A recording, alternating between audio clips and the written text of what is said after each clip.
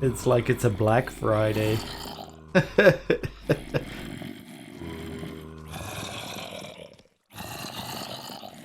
Thankfully they can't get in.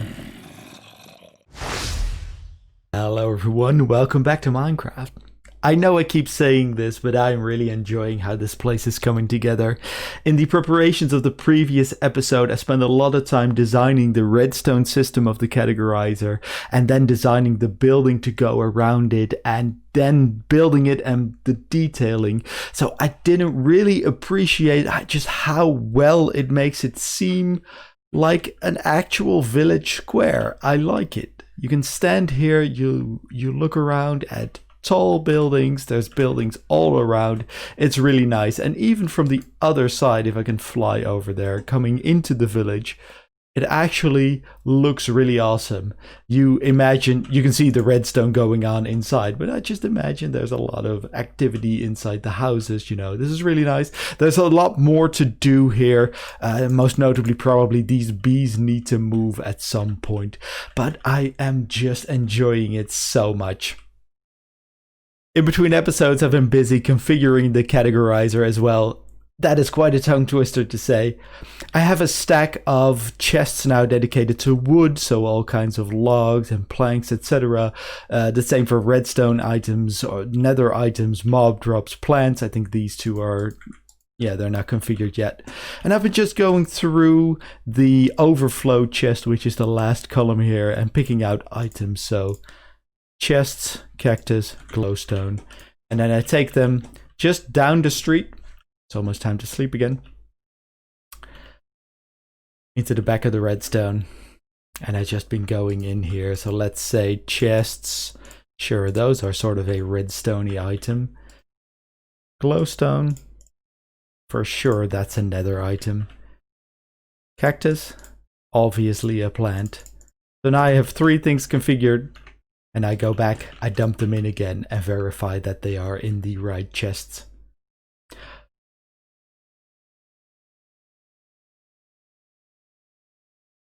And the filters they go in here. I'm not sure what to do with them. I guess I'll have a lot of stone buttons ready for when I need to, I don't know, activate a lot of stuff.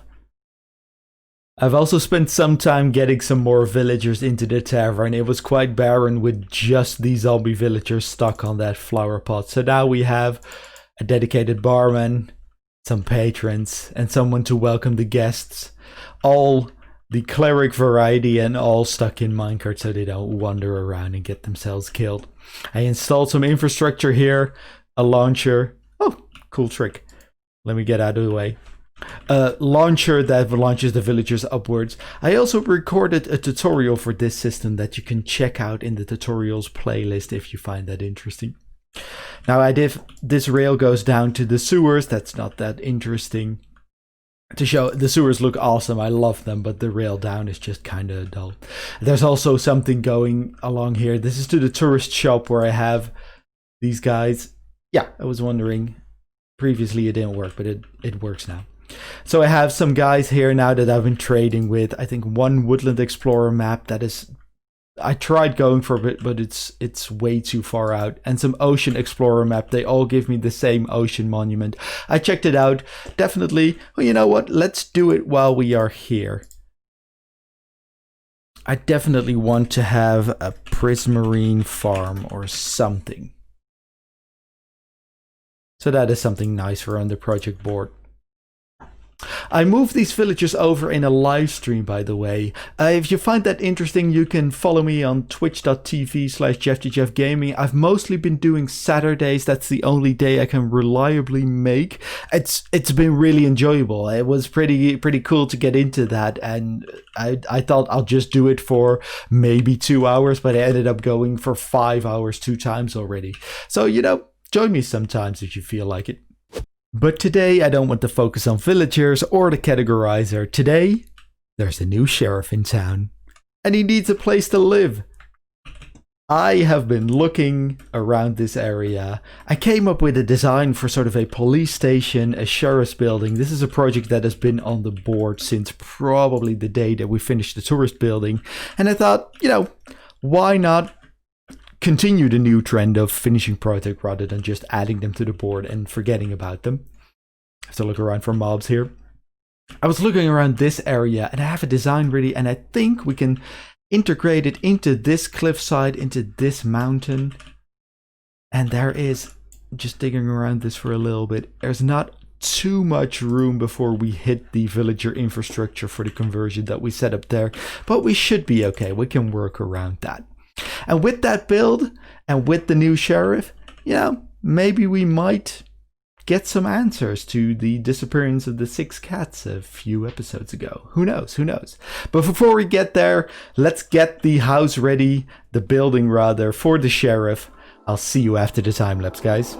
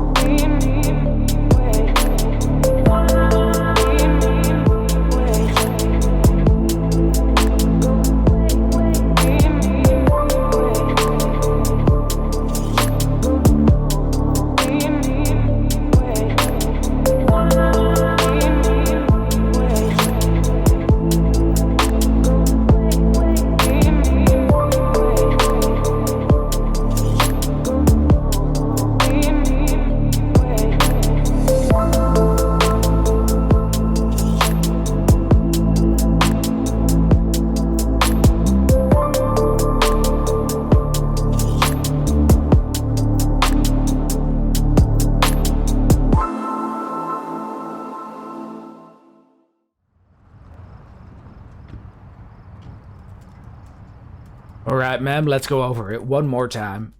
Well, it's as I said, Sheriff. I went into town for some shopping and a drink in the tavern. I left my cats in the fountain as I always do. When I got back, they were gone without a trace. I don't know how this could have happened. I mean, I was only gone for a few hours. And you didn't see anything? Nobody that seemed out of place on the square or found anything that belonged to your cats after they disappeared? Oh, no, nothing of the sort, Sheriff. Please, sir, won't you get 'em back to me? I miss 'em so dearly. We're doing all we can, ma'am. What have you been doing, Clay? I just got off the phone with the mayor and got an earful about rising crime rates and growing concerns among citizens. We've got reports of missing cats coming in every day, and you're telling me the trail has gone cold? Get to work, Clay. Use every informant. Bug every kid. I expect a report on my desk first thing in the morning. Yes, sir. Of course, sir. I'll get right on it, sir.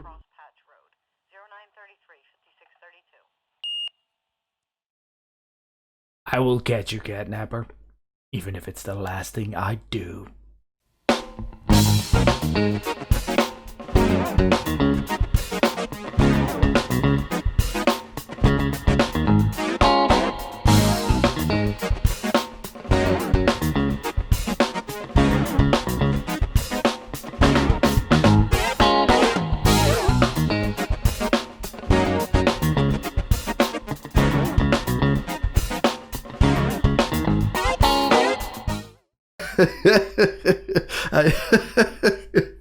I hope you enjoyed that as much as I enjoyed making it.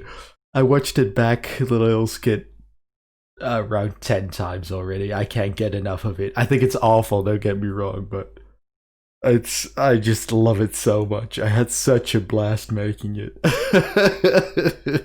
I'll upload it separately as well. But yeah, this is it.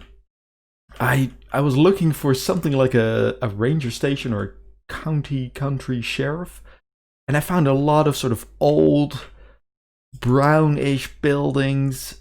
And in Minecraft, I ended up with this color scheme, and I think it's hideous, and I think I love it. I thought, do I want to change it? Do I add more color in it? But no, I think I'm sticking with this. It's grown on me.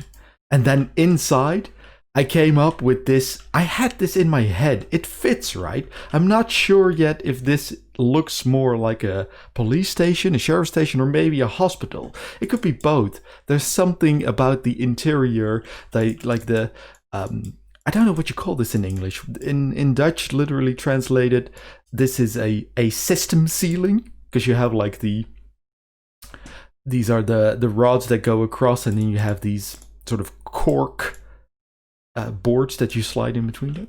I don't know. Maybe it's the same in English. But that, and then the sort of, this is the terracotta, fits beautiful, sort of a cream plastering on the wall, and the green bar. I gotta say, I love this. I would never want this in my house, but I'm really happy with how it turned out. And then you have a counter for, I don't know, filing a report or something. Little hallway to get to the counter. Sheriff's office. This is, well, the nicest place, of course. You can sit here, do be on the phone with the mayor, apparently. And then here, a little interrogation room. And I think, nice. Pretty barren. I was wondering, does there need to be a window in here? But it can't, because this is all rock that it's inside anyway. So that is quite nice. We'll get to what's down below here, but first I want to show you this. And this is sort of the pièce de résistance of this build. And I mean, how bleak is this? The dead coral, the gravel.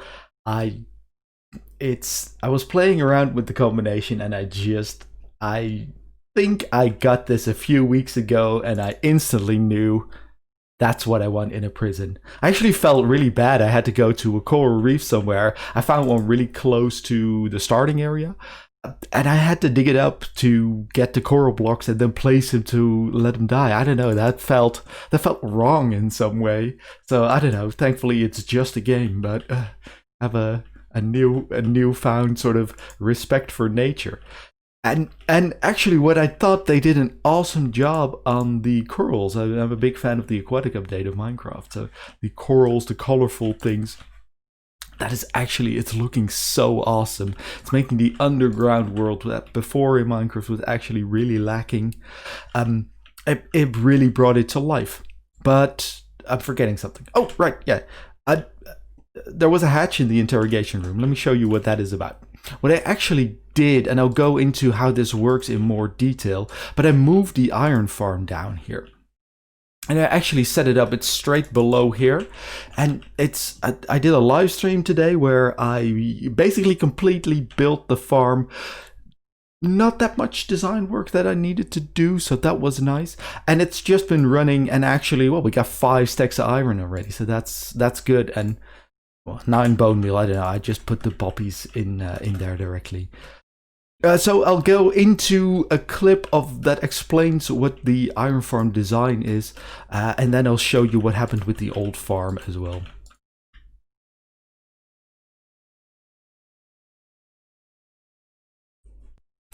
The design of the iron farm is made by Mistycat. I'll link to his tutorial video in the description below. It is both informative and hilarious, so definitely do check it out. The principle of the farm is a common one. The zombie in the center spins around wildly on a minecart track, making it so the villagers around it are basically in a perpetual state of panic, causing them to spawn golems. Even though they never get a good night's sleep, they somehow find time to gossip with each other, which causes even more iron golems to spawn. The iron golems can only spawn in the 4 squares that have water in them, and the water pushes them into a pit where they are killed with a lava blade. I implemented the same killing system as in the temporary iron farm on the surface here, and the drops are shot into a water stream upwards where the poppies are filtered out and converted into bone meal.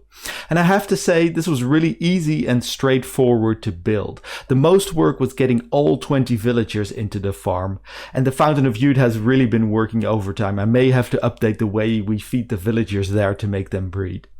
Now, I haven't measured how many drops we get per hour here, but I think I've got plenty for my current iron consumption levels. And it looks like all 4 pods are in use, and that I haven't seen any iron golems in the wild, so I'll do some more testing, but I think project complete. So with that completed project, let's actually update the map. I think it's the center one only. Oh, I've flipped it around. Oh, that's pretty nice. And let's also get rid of these 2 things. There. That's good. Nice. And I think I added this in the episode and this during a live stream. I was at the farm area again when I was looking for eggs maybe. And I just thought, well, we gotta have a chicken farm there, so we always have plenty of stuff on hand. I cannibalized the old iron farm for its resources, the 3 villagers and the zombie that was in there. And they are now in the new iron farm, applying their experience, teaching the other villagers how iron golems are exactly made, I suppose. I don't know. There's a lot of temporary stuff here now that I'm gonna remove. But this area still is my dedicated netherwart farm, and looking at this, I remember at some point I said I need to get a farm for this running as well, and I wouldn't know how you automate this though.